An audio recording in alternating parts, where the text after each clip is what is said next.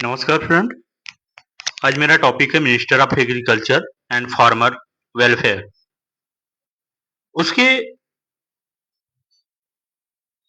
उसका भी एक टॉपिक है पॉइंट में, एग्रीकल्चर इंफ्रास्ट्रक्चर फंड, AIF, कृषि अवसंरचना दोष। ठीक, इसमें हम देखेंगे कि इसका उद्देश्य क्या है।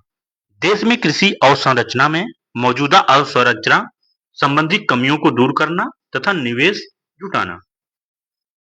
प्रकार में यह केंद्रीय क्षेत्र की एक योजना है। कार्यान्वयन एजेंसियां हैं जो राष्ट्रीय कृषि एवं ग्रामीण विकास को यह सौंपी जाती है, अवधि वर्ष 2032 से 2033 तक। इसका उद्देश्य है कि यह फसल कटाई के बाद उसके प्रबंध हेतु बुनियादी ढांचे, समुदाय कृषि परिसंपत्तियों के निर्माण के लिए व्यवहार परियोजनाओं में निवेश हेतु मध्य दीर्घकालीन ऋण वित्त पोषण सुविधा प्रदान करना चाहिए। AIF को मई 2020 के केंद्र घोषित आत्मनिर्भर भारत अभियान के हिस्से के रूप में शुरू किया गया था। इसके तहत बैंक और वित्तीय संस्थान ऋण के रूप में 1 लाख करोड़ रुपए प्रतिवर्ष 3% की ब्याज छूट के साथ प्रदान करेंगे। 2 करोड़ रुपए तक के ऋण के लिए सूक्ष्म एवं लघु उद्यमों हेतु credit guarantee fund trust CGTMSC के तहत क्रेडिट गारंटी कवरेज प्रदान करना। फिर एक पॉइंट है पात्र सामुदायिक संपत्ति योजना, निर्यात क्लस्टरों सहित फसलों के क्लस्टरों के लिए आपूर्ति श्रृंखला और संरचना प्राप्त करने हेतु। इसके बारे में हम फिर देखेंगे। हमारा दूसरा टॉपिक है एग्रीश्योर, स्टार्टअप्स और ग्रामीण उद्योगों की कृषि कोष। ठीक है, कृषि एवं संबंध क्षेत्रों में नवीन प्रौद्योगिकी आधारित उच्च जोखिम वाली और उच्च प्रभाव वाली गतिविधियों में सहायता करना। ठीक है, इसका उद्देश्य है कि विविध वैश्विक निवेश कोषों AIFS में योगदान देकर कृषि और ग्रामीण स्टार्टअप इकोसिस्टम में अधिक निवेश आकर्षित करना, कृषि उपज मूल्य श्रृंखला प्रणाली को मजबूत बनाने और कृषि व्यवसाय के क्षेत्र में नए उद्यमियों को आकर्षित करने के लिए लाभदायक फॉरवर्ड और बैकवर्ड लिंकेज प्रणालियों के अवसरों को बढ़ावा देना, ग्रामीण और शहरी युवाओं के लिए अतिरिक्त रोजगार के अवसर पैदा करना और फिर एक युवा को पीढ़ी को व्यवसाय के रूप में अपनाने के लिए प्रोत्साहित करना। ठीक है, इसमें यह कि 2022 और 2023 के बजट में यह घोषणा की गई थी कि सह निवेश मॉडल के तहत मिश्रित पूंजी वाला एक कोष नाबार्ड के माध्यम से उपलब्ध कराया जाएगा। इसका उद्देश्य कृषि एवं ग्रामीण उद्यम के लिए स्टार्ट अप्स को वित्त पोषित करना, जो कृषि उपज मूल्य श्रृंखला के लिए उपयोगी होगा। अपेक्षित लाभार्थी है। इसके कोष की अवधि समाप्त होने तक लगभग 85 स्टार्टअप्स को सहायता प्रदान की जाती है। कृषि और ग्रामीण विकास क्षेत्र में कार्य करने वाले स्टार्टअप्स में फिलहाल निर्मित शामिल है, जैसे कृषि तकनीक हो गया, खाद्य प्रसंस्करण हो गया, पशुपालन हो गया और मत्स्य पालन तथा अन्य स्टार्टअप्स। कोष की कानूनी कोष SEBI में श्रेणी सेकंड वैकल्पिक निवेश कोष के रूप में पंजीकृत होती है। एग्रीश्योर फंड्स ऑफ फंड योजना FOF उद्देश्य श्रेणी 1 है और श्रेणी 2 है। ऐसे वैकल्पिक निवेश कोष का वित्तीय पोषण करना जो आगे प्राथमिकता प्राप्त क्षेत्रों के स्टार्ट अप्स में निवेश करते हैं। सेबी पंजीकृत क्षेत्र विशिष्ट से परे क्षेत्र विशिष्ट और डेब्ट AIF में निवेश करते हैं। क्लस्टर विकास कार्यक्रम है जो बागवानी क्लस्टरों की भौगोलिक विशेषता का लाभ उठाना, उत्पादन पूर्व उत्पादन के दौरान कटाई के बाद लॉजिस्टिक बाइंडिंग और विपणन गतिविधियों के एकीकृत बाजार आधारित विकास का बढ़ावा देना। योजना का प्रकार में यह केंद्रित क्षेत्र की योजना है और क्लस्टर के लिए 100 करोड़, मीडी के लिए 50 करोड़ और मिनी क्लस्टर के लिए 25 करोड़ रुपए की वित्तीय सहायता दी जाती है। राष्ट्रीय बागवानी बोर्ड है।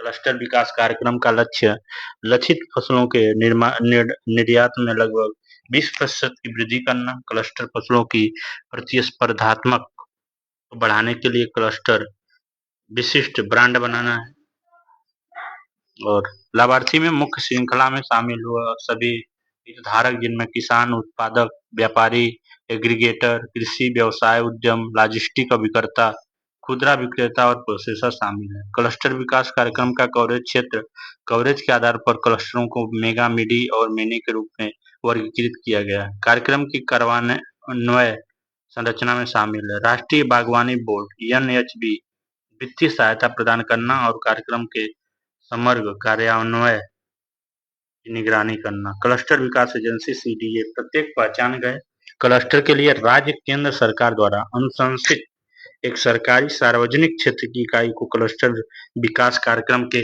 कार्यान्वयन के लिए नियुक्त किया जाएगा।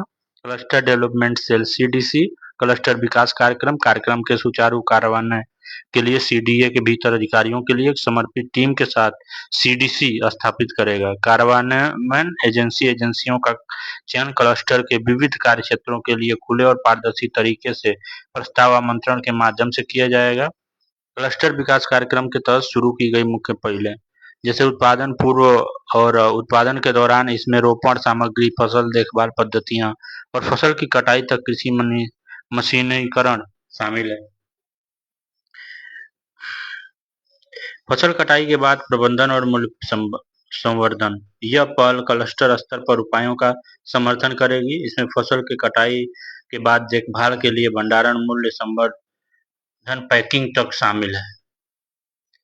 Logistic marketing branding. यह पहल क्लस्टर उत्पादों को उपभोग बाजारों से जोड़ने के लिए उपायों का समर्थन करेगी। इसमें दक्ष निकासी, क्लस्टर ब्रांडिंग और घरेलू व निर्यात बाजारों में पहुंच के लिए निर्बाध लॉजिस्टिक्स शामिल है। क्लस्टर विकास कार्यक्रम सुरक्षा। यह नया प्लेटफॉर्म है एनपीसीआई और ई-रूपी वाउचर का उपयोग करके किसानों को उनके बैंक खातों में सब्सिडी के तत्काल वितरण की अनुमति देता है।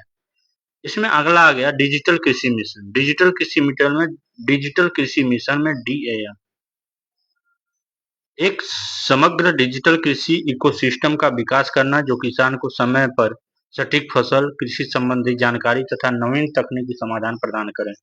योजना के प्रकार। यह कृषि क्षेत्र की एक योजना है, हालांकि इसके तहत राज्यों, संघ शासित प्रदेशों को प्रदान करने वाली सहायता घट केंद्र प्रायोजित है और अपेक्षित लाभार्थी हैं किसान।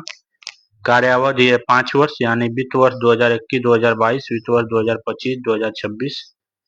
और सरकारी कार्यक्रमों में पारदर्शिता बढ़ाने के लिए किसान केंद्रित डिजिटल इकोसिस्टम का निर्माण कराना, तथ्यों और आंकड़ों के आधार पर निर्णय लेने में सरकार की सहायता करना, कृषि प्रौद्योगिकी में सार्वजनिक और निजी क्षेत्र में नवाचार एवं साझेदारी को बढ़ावा देना।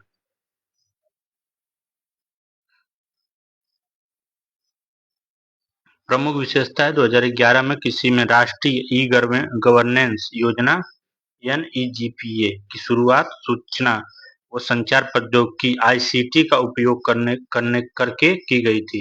इसका उद्देश्य समय पर कृषि संबंधी जानकारी प्रदान करना था।